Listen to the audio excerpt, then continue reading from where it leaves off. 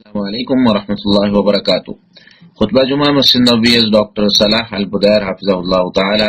موضوع اعتدال اور فتویٰ نویسی کے ضوابط، بتاریخ 14 جمادی ثانیہ 1439 2 مارچ 2018۔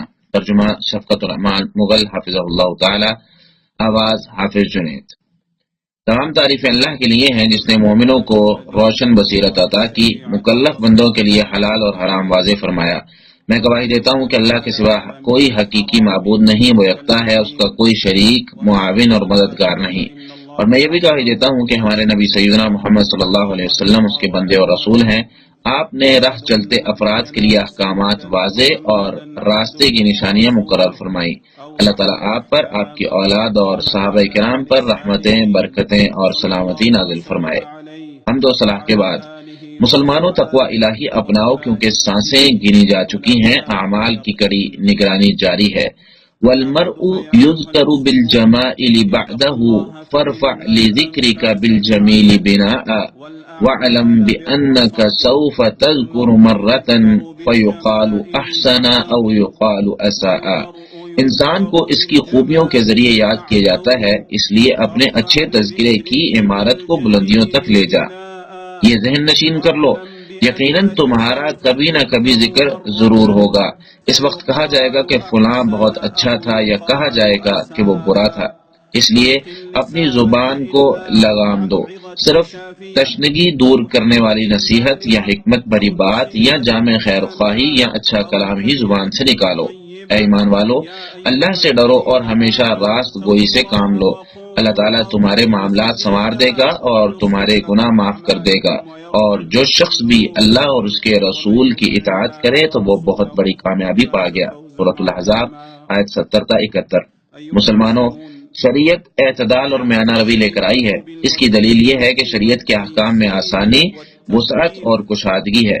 پھر مکلف افراد سے تنگی کو دور بھی رکھا گیا ہے۔ اللہ تعالیٰ کا فرمان ہے، اور اس نے تم پر دین میں کوئی تنگی نہیں بنائی۔ سورۃ الحج آیت 78۔ ایک اور مقام پر فرمایا، اللہ تعالیٰ چاہتا ہے کہ تم پر نرمی کرے اور انسان کو کمزور پیدا کیا گیا ہے۔ سورۃ النساء آیت 28۔ یعنی مطلب یہ ہے کہ اللہ تعالیٰ تم پر اپنے شرعی احکامات، اوامر اور نواہی میں اس حد تک نرمی کرتا ہے جس کی تم استطاعت رکھتے ہو، اور انسان کو کمزور پیدا کیا گیا ہے۔ سورۃ النساء آیت 28۔ چنانچہ انسان کی کمزوری اور ناتوانی کی بنا پر نرمی اور آسانی انسان کے لیے مناسب ہے۔ سیدنا ابو ہریرہ رضی اللہ تعالیٰ عنہ بیان کرتے ہیں کہ رسول اللہ صلی اللہ علیہ وسلم نے فرمایا، بے شک دین آسان ہے، اور جو شخص دین میں سختی اختیار کرے گا تو دین اس پر غالب آ جائے گا، یعنی اس کی سختی نہ چل سکے گی۔ لہذا ہر ممکنہ حد تک صحیح انداز سے عمل کرو اور خوش ہو جاؤ کہ اس طرز عمل سے تم کو دارین کے فوائد حاصل ہوں گے، اور صبح، دوپہر، شام اور کسی قدر رات میں عبادت سے مدد حاصل کرو۔ متفق علیہ۔ رسول اللہ صلی اللہ علیہ وسلم کا فرمان ہے، بے شک تم ایسی امت ہو جس کے لیے آسانی اختیار کی گئی ہے۔ مسند احمد۔ اور ایک روایت میں ہے کہ بے شک تمہاری بہترین دینداری وہ ہے جو آسانی سے ہو، بے شک تمہاری بہترین دینداری وہ ہے جو آسانی سے ہو۔ مسند احمد۔ انس بن مالک رضی اللہ تعالیٰ عنہ کہتے ہیں کہ رسول اللہ صلی اللہ علیہ وسلم نے فرمایا، آسانی کرو، سختی مت کرو، اطمینان پھیلاؤ، متنفر مت کرو۔ بخاری مسلم۔ بخاری اور مسلم کی ہی ایک روایت میں ہے کہ رسول اللہ صلی اللہ علیہ وسلم نے معاذ اور ابو موسیٰ رضی اللہ تعالیٰ عنہما کو یمن کا گورنر بنا کر بھیجتے ہوئے فرمایا، خوش کرنا، متنفر مت کرنا، آسانی کرنا، سختی مت کرنا، ایک دوسرے کی بات ماننا، آپس میں مت جھگڑنا۔ آپ صلی اللہ علیہ وسلم کا فرمان ہے، لیکن مجھے دین حنیف اور کشادگی والے دین کے ساتھ بھیجا گیا ہے۔ احمد۔ ومن قواعد شرعنا التيسير في كل امر نابه تعسير۔ جس معاملے میں بھی مشکل درپیش ہو تو وہاں آسانی ہماری شریعت کے قواعد میں سے ہے، لیکن یہاں آسانی سے مراد ہرگز یہ نہیں کہ فقہی مذاہب اور علماء کرام کے موقف میں سے رخصتوں کو تلاش کے آسان ترین موقف پر عمل کیا جائے، بلکہ یہاں آسانی سے مراد شرعی رخصتیں مراد ہیں جن کے بارے میں شرعی دلائل موجود ہیں، اور اہل عذر افراد مثلا مریض، مسافر اور چھوٹے بچے کے لیے فرائض اور واجبات میں رخصت دی گئی ہے۔ ابو حمزہ کہتے ہیں کہ میں نے ابن عباس رضی اللہ تعالیٰ عنہ سے سفر میں روزہ رکھنے کے متعلق پوچھا تو انہوں نے کہا آسانی اور مشکل دو چیزیں ہیں، تو اللہ تعالیٰ کی طرف سے دی گئی آسانی پر عمل کرو۔ قتادہ رحمہ اللہ فرمانے باری تعالیٰ اللہ تعالیٰ تمہارے لیے آسانی چاہتا ہے، وہ تمہارے لیے مشکل نہیں چاہتا کے بارے میں فرماتے ہیں تو تم وہی اختیار کرو جو اللہ تعالیٰ تمہارے لیے چاہتا ہے۔ اسی طرح یعلا بن امیہ کہتے ہیں کہ میں نے عمر بن خطاب رضی اللہ تعالیٰ عنہ سے کہا اگر تم کافروں سے خدشے کی بنا پر نماز قصر کرو تو تم پر کوئی حرج نہیں۔ سورۃ النساء آیت 101 کہ اب تو لوگ پرامن ہیں، یعنی اب بھی قصر کریں گے؟ تو عمر رضی اللہ تعالیٰ نے کہا کہ جس وجہ سے تم تعجب میں ہو مجھے بھی اسی پر تعجب ہوا تھا۔ میں نے رسول اللہ صلی اللہ علیہ وسلم سے اس بابت دریافت کیا تو آپ صلی اللہ علیہ وسلم نے فرمایا یہ اللہ تعالیٰ کی طرف سے تم پر صدقہ ہے، تو اللہ تعالیٰ کے اس صدقے کو قبول کرو۔ مسلم۔ شریعت میں موجود اس قسم کے اعلیٰ اور خوبصورت قطعی مفاہیم کا مطلب ہرگز یہ نہیں کہ اللہ تعالیٰ پر بہتان باندھتے ہوئے اعتدال اور میانہ روی کے نام پر ایسی باتیں شریعت میں شامل کر دی جائیں جو بے دلیل اور حوث پرستی کے مطابق ہوں، اور بلا دلیل ہر چیز کی اجازت دینے والوں کے فتوے تلاش کیے جائیں۔ امام ذہبی رحمہ اللہ کہتے ہیں جو شخص فقہی مذاہب کی رخصتوں اور مجتہدین کے مبنی پر خطا موقف کو اپنانے لگ جائے تو اس کی دینی حالت بہت پتلی ہو جاتی ہے۔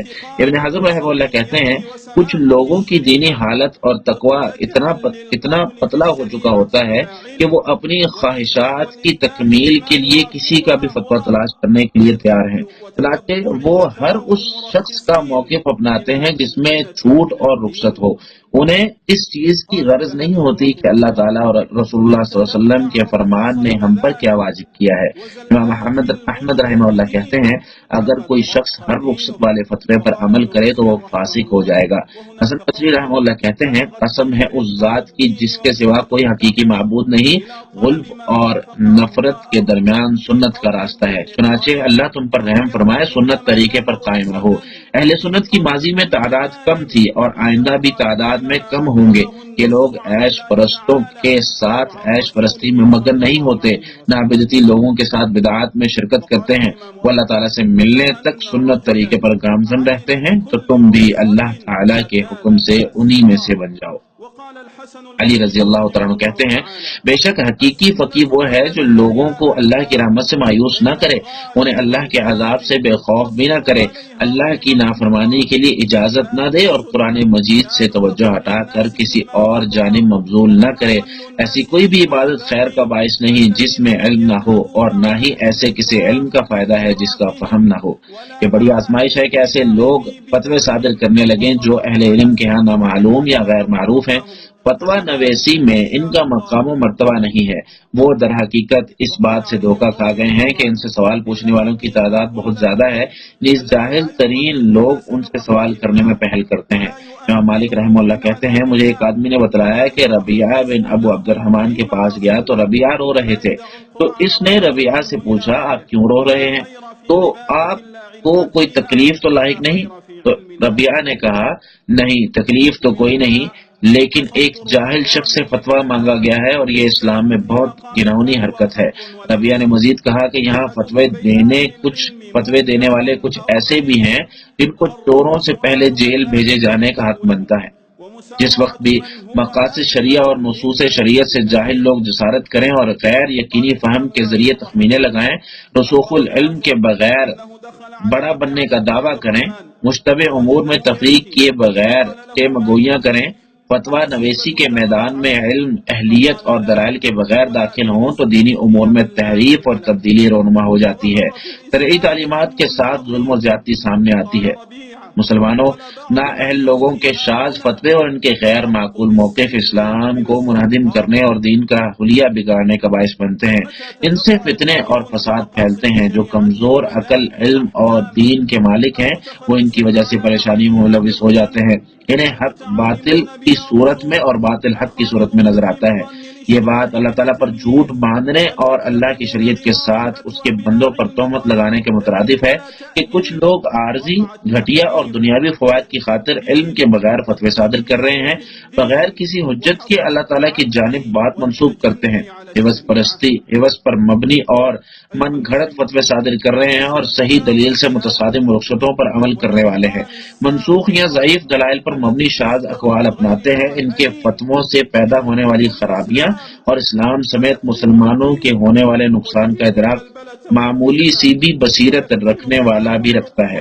ایسا موقف اپناتے ہیں جو وہی شخص کر سکتا ہے جس کا دل اللہ تعالیٰ کی تعظیم، جلال اور تقوی سے خالی ہو، جو شخص دنیا کی محبت میں خالق کو چھوڑ کر مخلوق سے تعلق بنانے کا رسیا ہو۔ کسی نے کیا خوب کہا ہے کہ بدبخت ہے وہ شخص جو اپنی آخرت کو دنیا کے بدلے فروخت کر دے، اور اس سے بھی بڑا بدبخت وہ ہے جو کسی کی دنیا کے لیے اپنی آخرت برباد کر لے۔ کیا یہ لوگ اس دن کو یاد نہیں کرتے جب بڑوں کے پیتے پانی ہو جائیں گے، جب اعضاء اور جسم کا ہر حصہ گواہی دے گا؟ اس دن دلوں اور قبروں کے بھید کھولے جائیں گے، جب دھوکے بازوں کو علم ہوگا کہ وہ تو خود اپنے آپ کو دھوکے میں دھوکہ دیتے رہے ہیں اور اپنے دین سے کھلواڑ کرتے رہے ہیں، وہ اپنے خلاف ہی مکر کر رہے ہیں اور انہیں شعور نہیں ہے۔ سورۃ الانعام آیت 123۔ تاکہ قیامت کے دن اپنے بوجھ تو پورے کے پورے اٹھائیں، اور کچھ ان لوگوں کے بھی جنہیں وہ بغیر علم کے گمراہ کرتے رہے، دیکھو کیسا برا بوجھ ہے جو وہ اٹھائیں گے۔ سورۃ النحل آیت 25۔ یہ ایسے لوگ ہیں کہ علم سے کورے، ان کا مطالعہ انتہائی محدود ہے، بے راہ روی میں مبتلا ہیں، یہ شریعت سے متصادم امور کا علل اعلان اظہار کر رہے ہیں، اسلام کے نام پر انہوں نے ایسے کام کیے ہیں جن کا اسلام سے کوئی تعلق نہیں۔ سحنون بن سعید رحمہ اللہ نے بالکل صحیح کہا تھا کہ فتویٰ لگانے میں جلد باز وہی ہوتا ہے جس کے پاس علم کم ہو۔ انسان کے پاس صرف ایک مسئلے کی معلومات ہوتی ہے، لیکن وہ سمجھتا ہے کہ مجھے ہر چیز کا علم ہے۔ ایسے ہی ابن وہب رحمہ اللہ کہتے ہیں، میں نے امام مالک رحمہ اللہ کو سنا کہ فتویٰ دینے میں جلد بازی بھی جہالت اور نابلد ہونے کی قسم ہے۔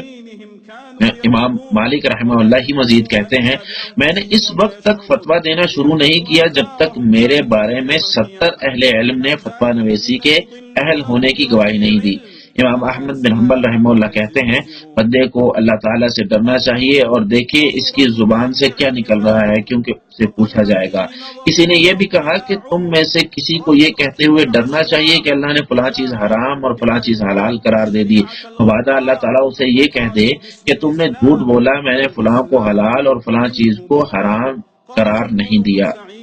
اللہ تعالیٰ اس شخص کو خوب وعید سناتا ہے جو منمانی کرتے ہوئے اللہ تعالیٰ کی حرام کردہ چیزوں کو حلال قرار دے دے یا اللہ تعالیٰ کی جانب سے حلال کردہ چیز کو حرام قرار دے دے۔ چنانچہ فرمانے والی تعالیٰ ہے، اپنی زبانوں سے جھوٹ بولتے ہوئے یوں نہ کہو کہ یہ حلال ہے اور یہ حرام ہے، تاکہ تم اللہ پر جھوٹ افطرا کرنے لگو۔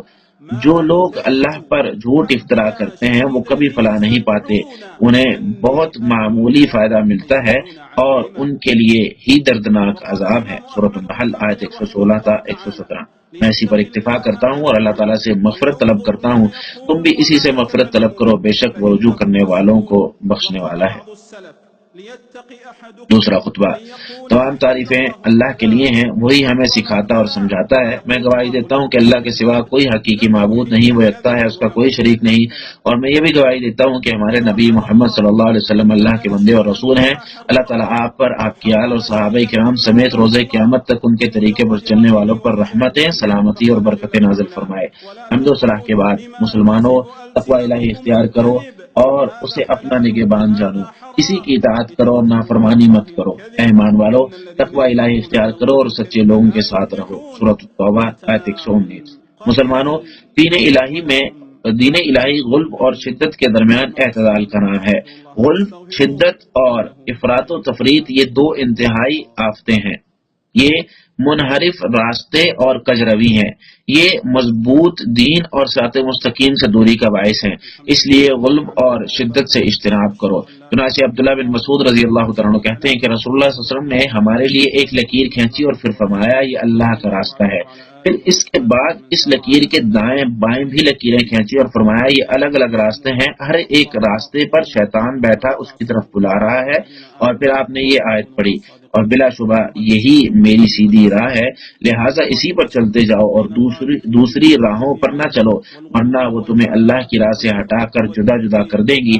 اللہ نے تمہیں انہی باتوں کا حکم دیا ہے شاید کہ تم کجروی سے بچ جاؤ. سورۃ الانعام آیت 153. احمد ابان بن ابو عیاش کہتے ہیں کہ ایک شخص نے ابن مسعود رضی اللہ تعالیٰ عنہ سے سوال کیا کہ صراط مستقیم کیا ہے، تو انہوں نے کہا ہمیں رسول اللہ صلی اللہ علیہ وسلم نے ایک سرے پر چھوڑا اور اس کا دوسرا سرا جنت میں ہے، اس کے دائیں بائیں تیز رو گھوڑے ہیں اور وہاں پر لوگ ہیں جو وہاں سے گزرنے والوں کو بلاتے ہیں، تو جو بھی ان گھوڑوں کو پکڑ لے تو وہ گھوڑے اسے جہنم میں لے جاتے ہیں، اور جو شخص راستے پر ہی چلتا رہے تو وہ جنت میں پہنچ جائے گا. اور نواس بن سمعان انصاری رضی اللہ تعالیٰ عنہ کہتے ہیں کہ رسول اللہ صلی اللہ علیہ وسلم نے فرمایا اللہ تعالیٰ نے صراط مستقیم کی مثال ذکر کی ہے کہ صراط مستقیم کی دونوں جانب دیواریں ہیں جن میں کھلے ہوئے دروازے ہیں اور دروازوں پر پردے لٹکے ہوئے ہیں، اور راستے کے دروازے پر ایک بلانے والا پکار رہا ہے لوگوں راستے میں سب کے سب داخل ہو جاؤ اور ادھر ادھر مت ہونا. پھر راستے کے اوپر ایک بلانے والا ہے، جب کوئی شخص ان دروازوں میں سے کسی دروازے کو کھولنے کی کوشش کرتا ہے تو وہ کہتا ہے تمہاری بربادی ہو، اسے مت کھولو، اگر تم اسے کھول لو گے تو اس میں داخل ہو جاؤ گے.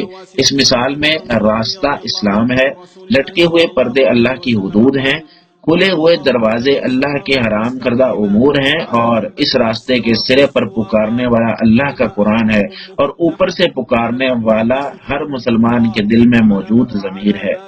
احمد ترمذی. احمد الحادی شفیع الورا نبی صلی اللہ علیہ وسلم پر بار بار درود و سلام بھیجو، جس نے ایک بار درود پڑھا اللہ تعالیٰ اس کے بدلے میں اس پر 10 رحمت نازل فرمائے گا. کہ اللہ اپنے بندے اور رسول محمد صلی اللہ علیہ وسلم پر درود و سلام نازل فرما، تمام صحابہ کرام، اہل بیت اور تابعین اور تبع تابعین سے راضی ہو جا، اور ان کے ساتھ ساتھ ہم سے بھی راضی ہو جا. یا کریم یا وہاب.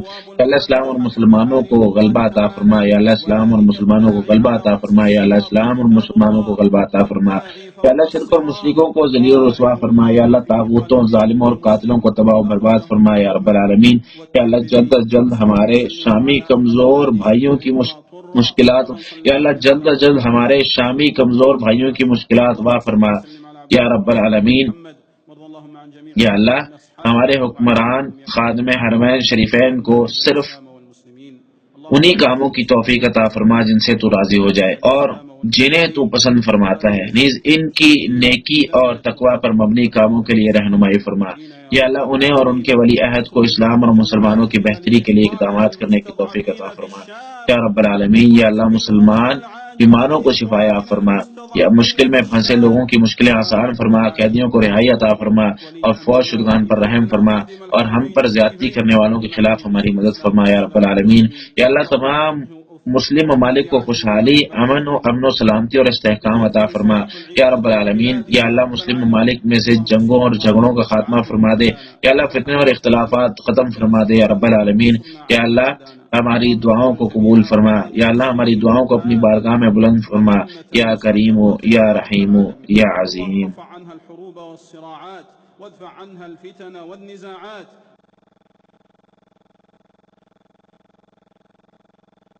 اللهم صل وسلم على عبدك ورسولك محمد، وارض اللهم عن جميع الآل والأصحاب وعنا معهم يا كريم يا وهاب. اللهم أعز الإسلام والمسلمين، اللهم أعز الإسلام والمسلمين، اللهم أعز الإسلام والمسلمين، وأذل الشرك والمشركين، ودمر الطغاة والقتلة المفسدين المعتدين يا رب العالمين. واكتب الفرج العاجل لإخواننا المستضعفين في الشام، واكتب الفرج العاجل لإخواننا المستضعفين في الشام يا رب العالمين. اللهم وفق ولي أمرنا وإمامنا خادم الحرمين الشريفين لما فيه عز الإسلام وصلاح المسلمين. اللهم وفقه وولي عهده يا رب العالمين لما فيه صلاح العباد والبلاد يا رب العالمين. اللهم اشف مرضانا وعاف مبتلانا وارحم موتانا وفك أسرانا وانصرنا على من عادانا. اللهم اجعل جميع أوطان المسلمين آمنة مطمئنة مستقرة يا رب العالمين. اللهم ارفع عنها الحروب والصراعات وادفع عنها الفتن والنزاعات يا رب العالمين. اللهم اجعل دعاءنا مسموعا ونداءنا مرفوعا يا كريم يا عظيم يا رحيم.